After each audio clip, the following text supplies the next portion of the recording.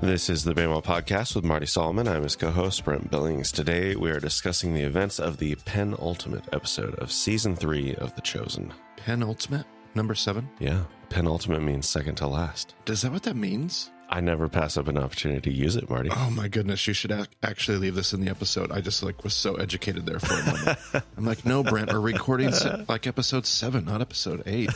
That means I've been using penultimate wrong the whole time. Don't tell Reed Dent. Episode 8 is the ultimate episode of Season 3. Oh, see? Who knew? Man, learn something new with Brent Billings every day, ladies and gentlemen. That's what I'm here for. Yeah, no, I'm good. This is one of my favorite episodes. I think this might be my favorite episode of the season.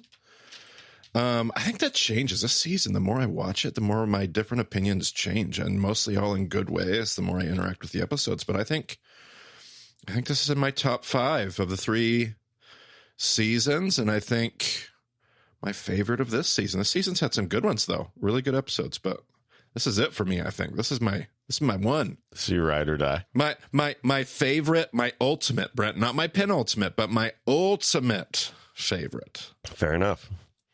I will say that Maggie has some thoughts that I will be attempting to share to the best of my ability. Okay. She has expressed concern that I may butcher her thoughts. So, well, just like Peter and in The Chosen, we'll assume that that's going to be relatively correct, and we'll take all your expressions with a grain of salt. Yeah, and we'll get into that as we discuss the episode proper. But I did ask her if she thought that our fights were similar to Simon and Eden's fights, and she laughed and agreed.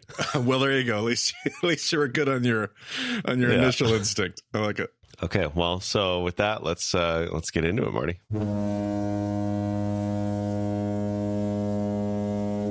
So we have Jairus going through the story of Esther with his family, and then we see Zebedee doing the same thing with his family, plus Barnaby and Shula, which is a nice little touch. Yeah, it took me a while to figure out who was there, but I caught it, and that was wonderful. Celebrating Purim. Yeah. Mm-hmm.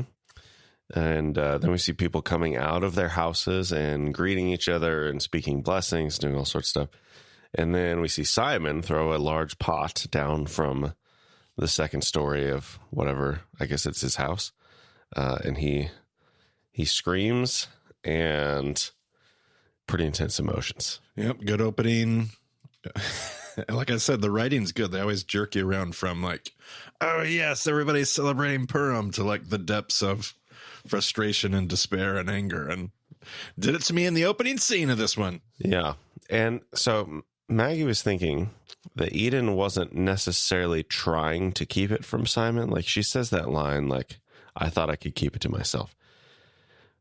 But Maggie's perspective on that was that she wasn't necessarily trying to keep it from him so much as every time, like, she was kind of looking for an opportunity at various points where she could share. Yes. And that space never materialized. Every time there was an opportunity, like there was some kind of interruption. Yeah, agreed. I was actually surprised to hear her say the line that you referenced, because that's how I was perceiving it the whole time. And I thought the line was actually well placed, because there's probably a little bit of a dance, a tension, a combination of both of those realities, right? She's struggling with sharing it. She's trying to internalize it. She's also trying to share it. I mean, that's very true to our own experiences, where we're a hot mess between two extreme opposite positions. And so I appreciated that line when I heard it. My initial reaction was, wait, what? And then, because I definitely have seen it, that way that Maggie describes it. Like, she was trying. Boy, she kept trying to bring it up 3 or 4 times, and they kept getting interrupted by something. Yeah, and so in the middle of Eden's grieving, like, the ministry is so successful and so exciting. And, I mean, even in the moment where she has, her overflow of, like, I can't take anymore, I've got to tell you about it. Like, Simon is very excited about what just happened. Yeah. And like Maggie was commenting, like, it's very difficult to be the wife of someone in a time-consuming ministry. Sure. It feels like there's no time or space for her struggles or grief. Everything else feels like it's more important, and lives are being changed, so it feels selfish to want to take from what God is doing somewhere else and focus on her. How much more so with Jesus, right? Yeah. Right. And it can be incredibly lonely, but especially so in times of grief. Yep. And, you just kind of feel unseen and unheard in light of the, quote unquote, bigger, more important ministry. Yeah. And yeah, like there are those moments where Eden is trying to share, but there's just these constant interruptions. They have visitors, they have guests, they have like Jesus coming into, like they have their meetings at her house. So like all this stuff is just happening all around her. And I don't know, like they do obviously get pregnant at some point. So they have to have some amount of time alone, but it's just so minimal that every time Simon's home, there's other people around, and they just don't have that space where it's like the kind of space where you get to get through all the small talk and all of the events, and you've talked through everything, and then there's that awkward silence, and then somebody's got to say something, and then she has like, okay, I feel like now I can share because we've done away with all those pleasantries. We've finished all of that. Yeah. So she tries to push it down and keep her feelings to herself. Like, what is she gonna, like, she has those moments like where people come in and she just flips a switch and goes into host mode. And like that takes a lot of emotional energy to do that. Yeah. Like it happens so fast. It's like, oh, that was so easy for her. But no, like internally that takes such an immense amount of energy. And eventually it bursts out. And Maggie was pointing out, like when you have a miscarriage and you don't have any other kids yet, there's this extra fear of like, what if this is just how it goes for me all the time? Right. Yep. So like we had a miscarriage before Darius, and like Maggie dealt with that fear for a while. I mean, I think it was another 3 or 4 months before we got pregnant again. And then, the whole 9 months of Darius, like she was just waiting for something to go wrong. Yeah. So, and then we had another miscarriage after Darius, before Torin. And that was obviously hard, but not quite as hard as the first one, because she knew like, even if nothing else works, we have Darius. And like we did successfully have Darius, so it's probably possible, but there's just so much fear around it, right? And yeah, Eden's in the midst of that, and we'll find out more about why those fears are. I mean, I guess we can just say at the end, when John and Simon are walking together, Simon mentions that the doctor told Eden that there was so much damage in the midst of her miscarriage that she might not be able to have kids again. So it's not just an irrational fear, right? Not that it's irrational, but like, like she has good reason to fear, is what I'm saying. Yeah, absolutely. So yeah, it's a tough situation. Yeah, obviously. Yeah. Well said, Maggie, through Brent. Well, we'll see about that. I don't. Yeah, maybe I'll see if I can have her listen to this recording and see what she thinks. You've inserted her at the end of an episode or within it before. We can do it again. That's true. Yeah. If I totally ruined it, I'll see if I can ever come in and fix it. I love it. All right. So with that, we hit the credits.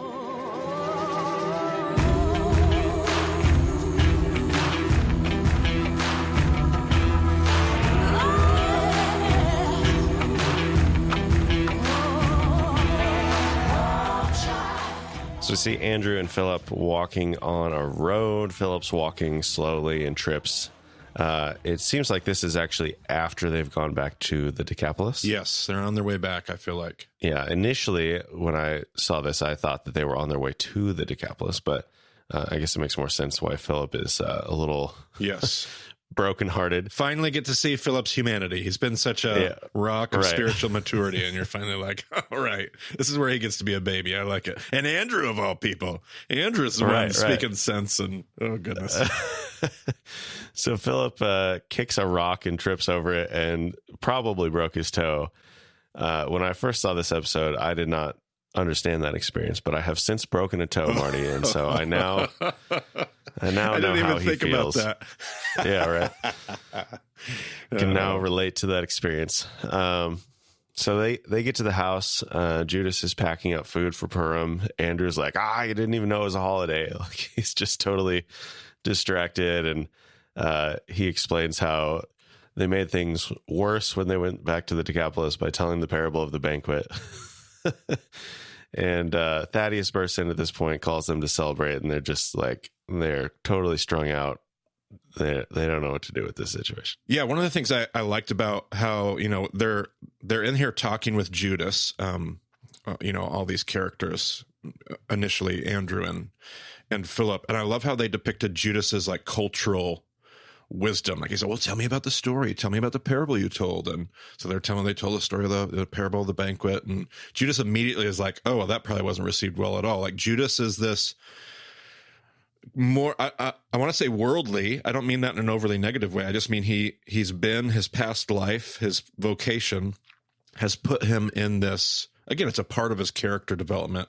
And then out of that conversation, like part of what's rising to the surface for me as I listen to them talk is that this doesn't have this cultural wisdom that Judas taps into, and maybe even doesn't realize how far he's tapping into this cultural wisdom.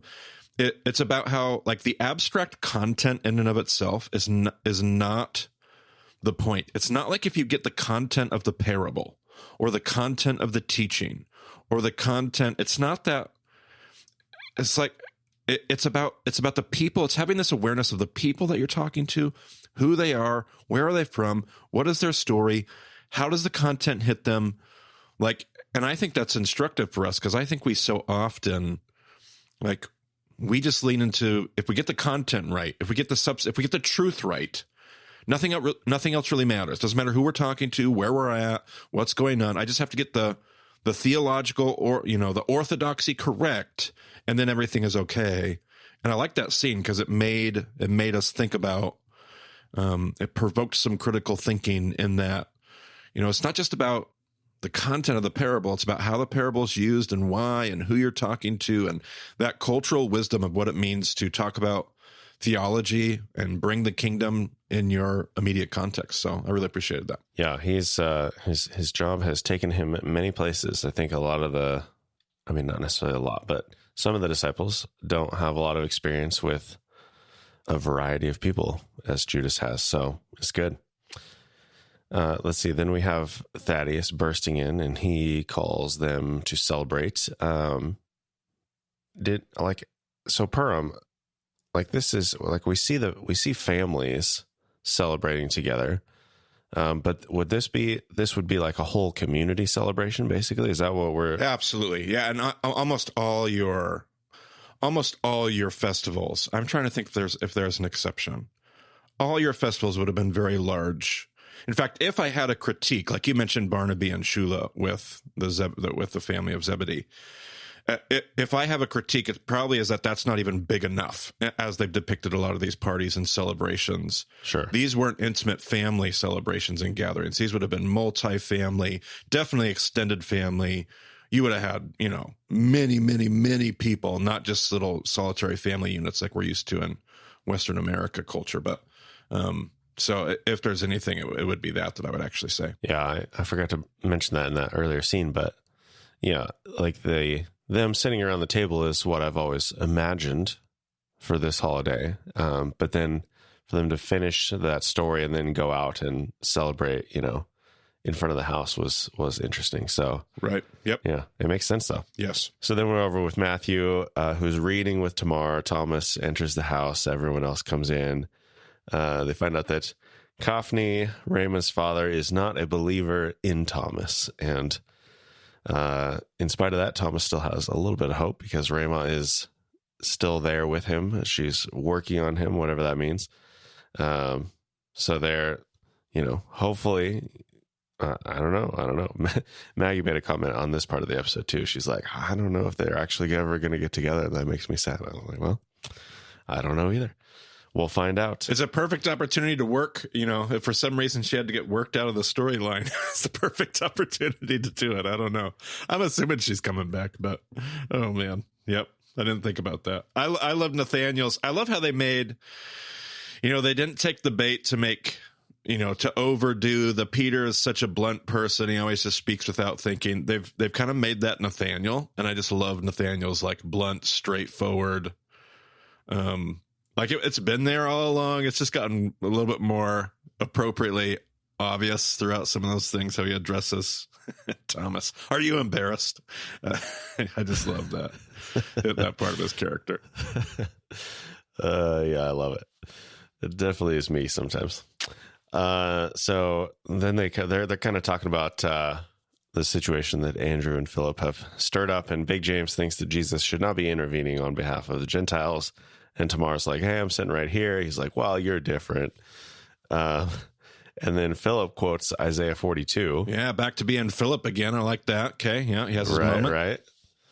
And Matthew makes a comment that he's been studying Jesus's genealogy, and it contains many Gentiles. I did love that. Very Bema-y of him to say, so I loved everything about that. So eventually, I think Mary makes a comment. She's like, hey, why don't we just go ask Jesus about this? And everyone's like, oh, yeah, that's a good idea. Yeah, it was particularly Big James that says, and I actually wrote this in my notes, like this has been something that's come up a few times. He says, she's right, and they leave, and this happened a few times, and I just made note of it because it's culturally significant that Mary has a voice, and they listen to her voice, they consider her voice, and it's been more than a few times where she's been the one that's made a decision where they've respected that, they've said she's right, and not in like a mansplaining, like I have to say she's right. And again, I don't think this element in The Chosen has been perfect. Historically, it's going to be tricky with the patriarchal culture they live in to portray that necessarily, but I just think they've done that really well. And that component, I don't know how intentional it is on their part, but that men in that setting would listen to Tamar or to Mary or to any of those women or Rama and look to them for expertise, that she would say, hey, this is what you should do. And they would, it was almost a corrective. Like, you're all arguing about this, you should go. And they allow her to say that and say, yes, she's right, let's go do that. I actually find that at different moments pretty refreshing. But it was also a shrewd comment on her part, because she's trying to get them out of there because she wants to talk to Matthew about the tassels that she found. True. And so she sits down and brings it up, and he is like just immediately offended and panics and storms out. Yep. And, not how Mary probably thought that was going to go.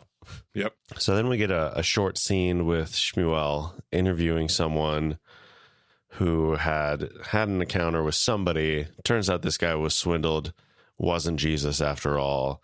Shmuel's disappointed. And the guy's like, what do you don't care about this guy taking advantage of me? He's like, nope. Well written, though, because it takes a while for, like, he's telling the story and it's a Jesus, and he heard a sermon and he gave money, and now he feels swindled. And I'm like, oh my goodness, this guy was here for the Sermon on the Mount, and now he gave a donation. Now he wants his donation back. And then it becomes clear it's a different Jesus in a different setting. And he actually was conned. He was swindled. And I thought, okay, it had me going too. I'm right there with Shmuel about halfway through that exchange. Okay, well, that's good. Yeah, at the end, he makes a comment that the guy is looking to assemble an army at Beersheba. I was like, oh, yep, definitely not Jesus. Different Jesus. So then we're at the temple, and someone... Did you notice the menorahs in the background, Brent? Did you notice? At the temple? Yeah. I did not. They had the big 40-foot Hanukkahs in the background sticking up over the walls of the Temple Mount. And so I was like, oh, check that out. It's a sign of what time of the year that they have placed it, and a little historical detail. Another one of those details they did not have to add, and they did. And they're actually, I paused it. They're only there for like a second and a half. And I paused it to see if they were Hanukkahs or just menorahs. Did they have 7 branches or 9? And they actually had 9 branches on them. So I thought, hey, and I loved the visual because that is how I understand they would have looked as well. So I just really... Another one of those historical details. Well done on their part. I loved it. Okay. Well, someone brings a lamb to be inspected for sacrifice, and Atticus approaches. Are these guys supposed to be priests, or? I assume so. And they're wearing almost the exact same garb. Like, I would have to go back and compare these scenes to see if there's any distinguishing markers, like is it the kippah, the hats they have? But I mean, they look identical to the Pharisees. Yeah. They definitely have they've got some jewelry. I think their collar might be a little different. And that might be historically, I always assumed the priests were probably more in white and not black, and that they would have been far more distinguishable from the Pharisee sect. But this is now like the second or third or fourth time that what I expected to be a priest I thought was a Pharisee, and now that I'm seeing them in the setting, I'm pretty sure that that was supposed to be a priest, not a Pharisee. But historically, I would have expected them to be. They would not want to have been confused with each other. I think Levitically, I think they would be wearing more white, and typically that's how they're depicted in productions. Is the priests have more of a light colored garb, and the Pharisees are more darker colored. But hey, not that I have evidence to say that's the way it was, so who knows? Sure. Well, Atticus approaches these guys and asks for some information about Jesus. They are pretty upset that he's even in the area, but they finally give him some information, and Atticus tosses an apple to one of them, and the guy catches it and then immediately drops it. Yeah. Just these poor guys. Yes. They're just trying to do their job, sort of. I mean, they're not, I don't know. They're also clearly like not filled with grace, like not really optimistic about this sacrifice. Yeah, if these are like priests, like Sadducean, deep in the heart of chief priesthood priests, then my sympathy for them is dropping rapidly. But other than that. Yeah, right. I don't think we are meant to really sympathize with them too much in this scene. No. So then we see Simon wandering through a Roman part of town. He's drawing all kinds of looks, and a soldier approaches him and starts to give him a hard time. And then Gaius approaches and kind of saves Simon from this other soldier. And the guy's like, why do you want to deal with this? Like, this guy's a nobody. And he's like, well, he shouldn't have been in here in the first place. You got to go figure out. So pretty clever way of getting out of it by Gaius. I felt like, yep. Sometimes it's like, oh man, somebody's like, they're going to realize something's up. But I feel like that one was very much, yep. Yeah, he's more concerned about, yeah. So I thought that was good. Then we get inside Gaius's house, and Simon's looking around and like seeing all the nice decorations and the mosaics and, all those fun things that he doesn't experience. Yep. I mean, fun. I don't know if you would like whatever. And then Gaius's wife Livia is there, and his son Marius, and she makes a comment like, "Oh, is this the Jewish doctor you were telling me about?" And Simon's like, "What?" And I Simon's trying to be respectful, but like the whole thing is kind of like, whoa, very revealing. Right. Like something is going on for Gaius. He's been putting on a good front, but he's coming home and he's talking about Jesus. So eventually Gaius is like, I got to get you out of here. And then on the way out, Simon sees Evo, who's the servant boy, as he's leaving. Yeah, and there's an exchange they have there where so he knows our story, and he says, not all of it. And it's there I realized where they were going to head with that. I'm like, oh, they're going to make this servant, his own son from this slave relationship. And again, I don't think we get that from the biblical text, but a clever way to weave those details together to explain that reference, that usage of the closeness of the relationship that I referenced in whatever the last episode or a few episodes ago in the biblical text, the word that's used there to speak of what kind of a servant he is. And so it was an interesting way to put that together as far as narrative goes. Yeah. And later, like Gaius, when we see Gaius escorting Simon through the streets, Simon confronts Gaius about Evo, and he's like, something's going on there. Like he's not in a good spot. And Gaius confesses the family connection at that point. He says, I can no longer pretend that he's not my son. And there's just a lot of culture sharing in this scene. Like yep. Simon is explaining what shalom means. Yep. Gaius is trying to explain like how relationships with servants work. And he's, he's like, initially it didn't bother me, but then, Yep. all this stuff went down, and now I just feel like this thing. And like, obviously his son and the servant are best friends, as Marty said. And so there's just a lot of complication there. And Gaius is like, I've come to realize that he's just as much a son as Marius is. Yep. So then we're back with Matthew, finding Mary and apologizing for his outburst. And then we have a big flashback scene. We see Gaius. Even before that, some of the things I caught about when he comes in, as he's got muddy feet.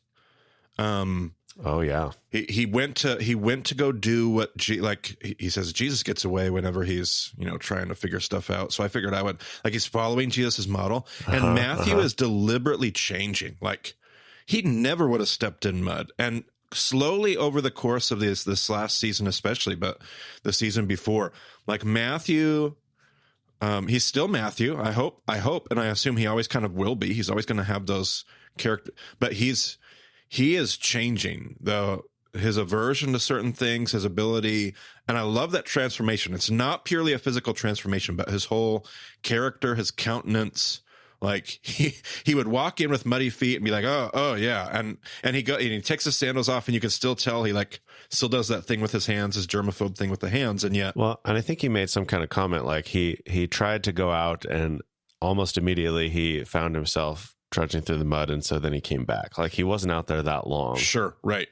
But to even have him come in with muddy feet. I mean, season one, Matthew, he steps in one little thing, and he goes back home and changes his entire pair of sandals. So I just thought, man, what an interesting way that his character is developing. But anyway, you were getting into the backstory. My favorite part of this entire episode, I'll just say before you even get into it, like, this for me fits in the same category as the bridle from earlier in the donkey bridle from earlier in the season. Sure. It's like this sensationalized, obviously not in the biblical text, and it feels, but it's not ridiculously sensationalized. Like, it's not like hard to believe, over the top. And I'm still unsure about the bridle. I'm like really hopeful that I'm going to be fine whenever that loops back around somehow. But this one, I'm just all in. Like, this piece of backstory, this whole thing, I just found this particular sensational story, I just found so unbelievably moving, and loved it. Just loved it. One of my favorite parts, my favorite scenes in the whole thing so far. Yeah. So it's this guy, whose name I think is Matthew as well. Yeah, I caught that too. Absolutely. But Gaius is on guard next to Matthew's booth, and this guy comes up and they're talking about his debts. The man is trying to talk about Israel, and Matthew is just like flipping through pages and absolutely astonished at the amount of debt this guy has. Turns out he bought all of the debts of his children and his family, and he's at the end of his life basically. So he's buying up all their debt somehow, and I guess debt doesn't transfer when you die. I guess that has to be what that means, right? Yeah, I would, yes, I would assume so. Yeah. But Matthew is trying to find a way to help him out. He's like, do you have any assets? Do you have anything like, and he exhausts all of the possibilities that he can think of. And he's like, okay, well, I got to arrest you then. And the man offers a gift to Matthew. Says thank Matthew you. After arrest you, he's thank you. Yeah, right. So he offers this gift to Matthew. Matthew misunderstands. He's like, oh, well, we could, if it's something of value, like we could try to sell this. We could try to, if it's anywhere close, that'll help you a lot, And the guy's like, no. This is something more important than that. The guy refers to Matthew as my son, and Matthew is like all kinds of squirming about that. And he's like, no, you're not one of my relatives. Don't say that about me. And the man is just like, hey, hold on to these, because someday you're going to figure it out. Someday you're going to need them. And once you figure it out, this is a priceless treasure. Oh man, there are just so many things in this scene. I'm only going to pick like a handful out of my notes. So many things I loved. I love the clever, like like this Jewish wisdom that's in this older patriarch character. I loved his continual callbacks to the text. His kind of almost, I wouldn't call it rabbinical, but this Jewish disregard for Matthew's direct questions. He just kind of ignores them and moves on to whatever it is he's going to say. I loved Matthew's appreciation for what he called financial acumen. I was like, that is a great phrase. And then there was this. I don't know if you caught this. I only caught it on this last time I watched it. He said, I'm looking forward to meetings, to seeing the face of my maker. And then he said again. And I really want to know what that again means. It can mean a lot of things, and I'm not sure what. Maybe it will come back later. like that. It is, did this guy have a vision where he's been with God? Does this guy, is this supposed to be an angel? Like a more, like almost like a Christophany type character? Sure. Is it referring to the Jewish understanding? Like Jewish midrash believes in the pre-existence of souls. So for the Jewish mind, they're going back, like in the Western, more Christian theological mind, we are created. We have a beginning. Origen was a ancient church father who was condemned as a heretic partially. One of the teachings that was declared heresy was his insistence on the pre-existence of souls. So that's not typically a Christian line of thinking, but it is very much a Jewish line of thinking, a pre-existence of souls. And so in a lot of ways, when they die, they're going back to their creator. I'm just not sure where that, like they intentionally put that word in the dialogue. I'm like, what again? And maybe there's something I'm totally missing. I can often be pretty dense when it comes to this stuff, but I caught that and I put it in my notes. I love their reference about. I did not catch that, for the record. You did not know. Yeah. I didn't until the second time. And maybe he said something else, but I'm almost positive he said again. And there was like a pause. Like it was a very deliberate, it wasn't just a part of the sentence. Like there's this pause and then he says again. And then at one point, Matthew says, this feels like, you can't really sacrifice. Human sacrifice isn't allowed. And he says, no, but symbolic self-sacrifice most definitely is. Yeah. Yeah. I liked that line. Golly, just this whole dialogue was just so Jewish, so well done. Obviously, meaningful for just the backstory. I just loved it. It was one of my favorite scenes. And it's not over yet, because I would tag on to my favorite scene, what Mary's going to say when they get out of the flashback and all that. Yeah. Mary's monologue when this is over with is one of my favorite monologues of The Chosen. Like she has it's not long, but it's this short little theological thing about redemption and us finding ourselves in there. And I just thought it was fantastic. Yeah. So the flashback ends and Mary is explaining to Matthew how the man was actually offering his faith. Oh, and, such a good line. You would think Matthew wouldn't even get the analogy, but it doesn't seem like that's his problem. No. It seems like what he doesn't understand, or what he says, is he doesn't understand why somebody would want that for him. Yes. Mary goes on to share, the story of how she nearly ended her life, but she was redeemed, and she knows that Matthew has felt unworthy this whole time of ministry with Jesus, but he needs to start wearing tassels. Yeah. And feel accepted. Yeah. Yeah, and I just wrote down the power of story between Matthew's story, his backstory sharing with Mary, Mary sharing her own story that was pretty dark, and the redemption she went through following the dove. Like I just thought, man, there's something about when we hear the stories, and maybe that connects to the sensational nature of these other two things I'm talking about. Like our stories are sensational because that's our experience with God, and that's why we find each other's stories shared honestly and vulnerably so powerful, and they really, really are. So I wrote that in my notes. Yeah, and I think it's actually in the next episode. But Salome is talking to someone and makes a comment about these past 2 years. Yes, something along those lines. Yep. So Matthew has been feeling like very much. He knows he's a part of the group, but feeling like an outsider for 2 years. Yep. And Mary's like, enough is enough. Like, if you don't understand that you are a part of this group in every way at this point, like, come on, man. Yep. You gotta accept your your place here. Coming from Mary, especially based on the last episode's conversation with Tamar, like Right. where she had to accept that. Now she's able to pass that on to Matthew. I love that. Yeah. Beautiful. So then we see, Thaddeus is trying to explain to Matthew how to attach the tassels, because I guess Matthew has never worn them, or at least it's been a very long time. And Matthew's asking about the meaning of the tassels. Thaddeus is kind of explaining that as he walks him through how to attach them. Matthew is completely embarrassed to take off his outer garment. Nathaniel interrupts him at one point and does not get what's going on. Yeah. Thaddeus is just grinning ear to ear, facing away from Matthew, which is great. But what I don't understand about the whole interaction is there a whole bunch of people walking around behind them. It's like, why is Matthew not embarrassed about those people who he has no idea who they are? Yeah, I think it's the proximity and the fact they're actually conversing. In their culture, you would not have leered or peered or looked at. You would definitely avert I think he's far less worried necessarily about the public in the distance and the people around, and he has the person standing right in front of him, talking to him, making eye contact. Okay. Makes sense. In a much more intimate proximity. That's how because I noticed the same thing. I'm like, well, it's not like you're in your private bedroom here, bud. But I don't think in their culture he has that same concern. But the fact he has other concern is in and of itself rewarding in a humorous way. Great scene. So then we're inside, and Philip and Andrew are explaining what happened in the Decapolis to Jesus.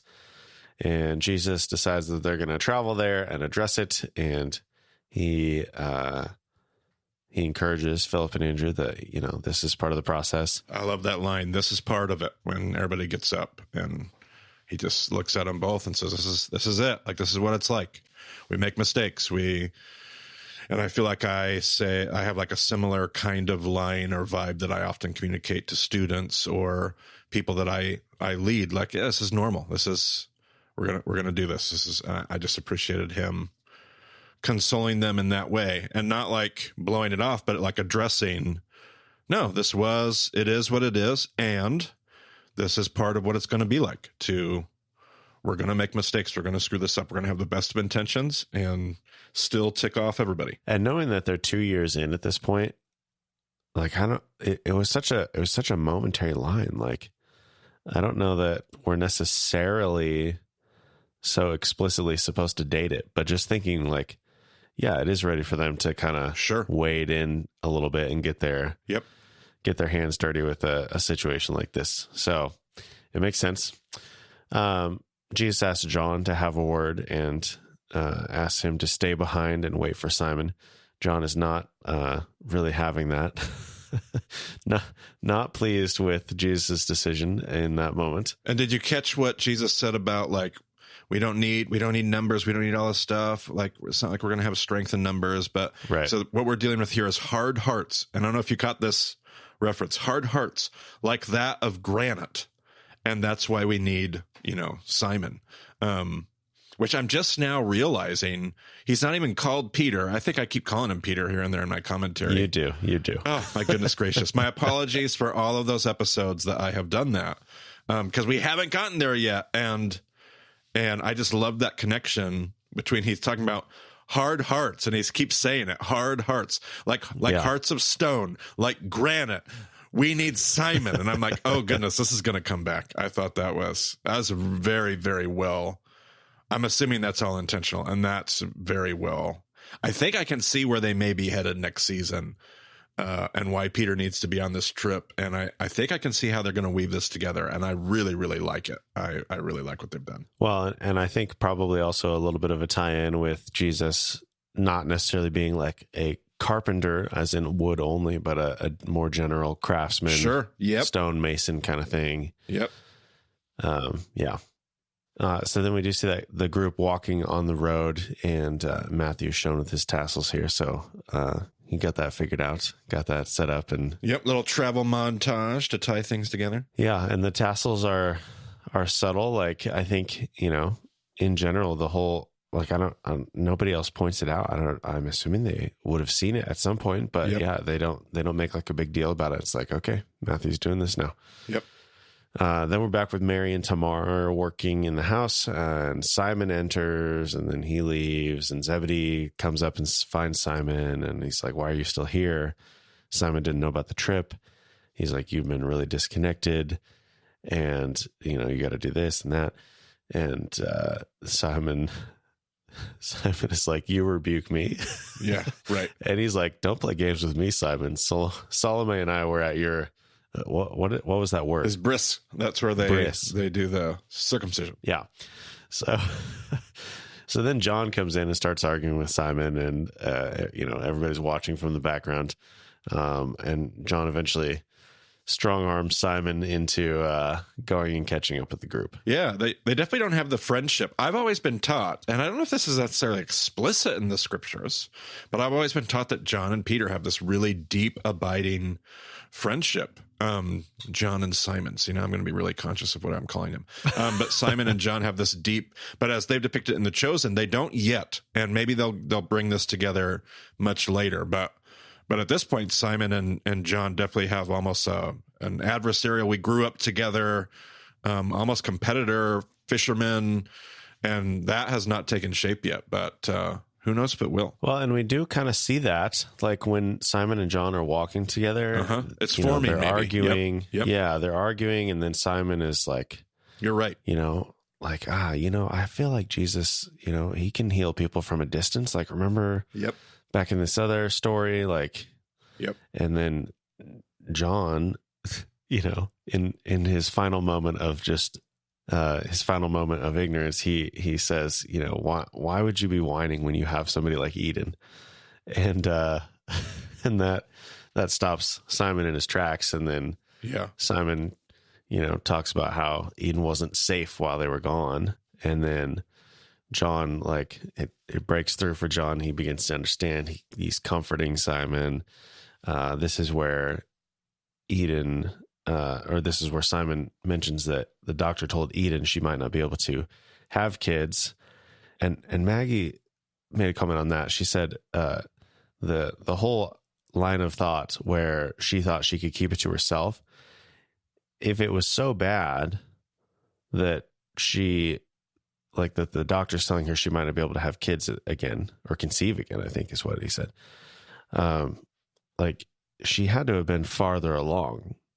Because typically if you're super early in your pregnancy and it's hard to say, like Simon wasn't there, she's alone. So nobody's going to notice that, she is or is not avoiding Simon for 7 days. Yep. It seems weird that she wouldn't be around anyone at all, but I don't know, like the way it's portrayed anyway, like she has much more opportunity to be isolated.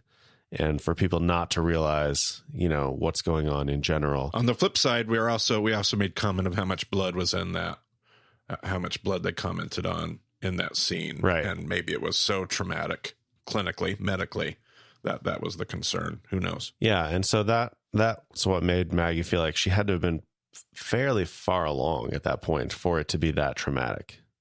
Probably. Unless there was, I mean, that would be typical. But maybe that's what actually made them so alarmed. Is this, a miscarriage at this point shouldn't be like this. Sure. And yet it is. And so, and they're, I don't want to say uneducated, Elle would get after us for primitivism, but in their understanding of, the medical world, they perhaps might have, maybe there was something alarming about that or something. As they portrayed it, maybe they tied that together in that way. Well, that's true. Yeah. So, Maggie was just left longing for a little bit more of a timeline to understand, what exactly was going on. But anyway, so Simon makes this comment he heals total strangers while I gave up everything for him. Then they get closer, and I guess I should jump back for a moment before we finish the episode. So we're with the crowd. Leander is watching. He sees Jesus approaching. And he goes and talks to him and starts explaining the situation. And then these two other guys come running up. One of the guys is a deaf and mute man. Jesus heals him. Leander's astonished. Jesus charges all of them to be quiet about this healing, which is hilarious in the context of the next episode. But another man comes riding up. He confronts the group. This guy was Nashon. He's a Hellenistic Jew. Yep. I think we determined. Very much so, yes. So he confronts the group and wants to know why they're teaching the children all of these crazy things. And then Philip and Andrew run up the hill and they find a very large encampment. Yes. And then we get the disciples helpfully identifying groups as they approach. So we have a Syrophoenician group come up and they ask for a sign, or, you know, maybe just some food at least for the time that you've wasted, or why don't you just leave? And then we have some Nabateans come up and they're mocking Jesus for the low number of people that he has with him. Which who knows? Large crowds. Yeah, and who knows where they're supposed to be in the Decapolis, because, I mean, those are opposite geographical ends entirely. Syrophoenicians are going to be all the way northwest on the coast. Nabateans are all the way down in where Petra and South Jordan is today, and even, you know, more south of that. So far southeast, they're literally on opposite ends, and they're not that they wouldn't have those people groups in the Decapolis. They very well could have. I'm not saying that's not historically plausible. It's definitely depicting the diversity of people groups and the collision that is in the Decapolis. And in this whole thing, like, you know, you mentioned the Messianic secret. He tells them not to tell anybody. They're staying true to the biblical text, and they're also tying together, in this episode and the next episode, they're tying a lot of biblical content into one scene, which I have no problem with, to be honest. Yeah. There's a lot of things that I wouldn't necessarily depict, or I don't see it happening that way, or that's not how I teach the Messianic secret or whatever. But they have actually taken a lot of gospel content. They're actually going to get a ton of mileage by cramming a ton of teachings and a ton of stories and a ton of, I think they're going to put the feedings together, I'm assuming, because they're in the Decapolis. They do 12 baskets. This is a feeding of the 5,000. So it seems like We'll talk about that. All right. But yeah, no, there is in this episode, and especially in the next episode, there is an astonishing amount of text. Sure. Right. Absolutely. Which I like how I've been wondering how they're going to make up some miles here. And this could be how they did it. Cause I'm fine with it. I'm fine with how it's depicted. I'm fine with messing with the chronology and the historicity and putting different, no problems for me. I just definitely noticed how much they were doing here. Yeah, this makes me wonder if they have like a writer's war room and they just have like all of the Gospels printed off and up on the wall, and they're like, okay, let's mark that one off. Let's mark that one off. Let's mark that one off. Yep, absolutely. And I don't know that they're actually trying to cover everything specifically, but it's just like, if you were like, they just took care of a huge chunk of scripture. A lot, like a third. So we see all these large crowds moving. Simon and John are getting close. John reminds Simon, like, hey, Jesus said that this whole thing depends on you. And Simon gets there and sees Jesus and starts running towards him. And is that the episode? Is that the final? Is that the closing? That's it. Simon running to Jesus. Roll the credits. There you go. It's a beautiful little symbol of what's to come, I think. Yeah, absolutely. It's hard not to get immediately into the next episode. They just set the stage, and I'm chomping at the bit. I'll have to wait till next week. Well, Marty, spoiler alert, you and I can get right into the next episode. So let's end this one and get started. That's right. Well, thank you all for joining us. You can go to BamWatchDiscipleship.com, find our show notes, find groups, find events, all that stuff.